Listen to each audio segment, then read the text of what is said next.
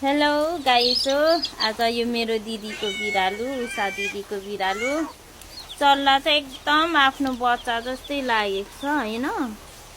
यो चाहिँ चल्लासँग बस्नुको लागि अब हेर्नुहोस् है गाइस, हेर्नुहोस् है हजुर पस्छ।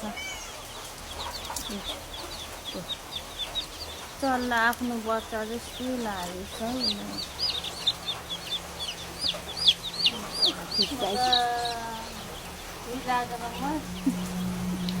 आफ्नो बच्चा जस्तै लागेर यसले माया गरेको दुध पनि खुवाउँछ जस्तै गर्छ।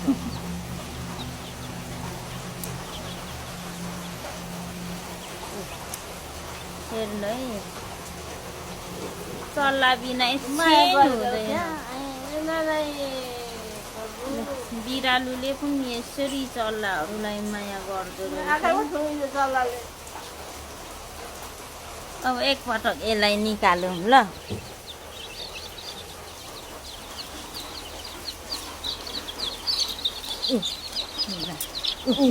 मान्दैन भागेर।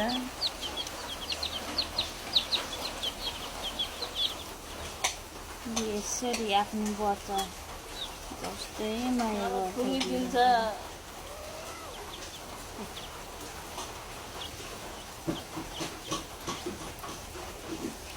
एउटा चल्ला निकाल्नु पर्छ।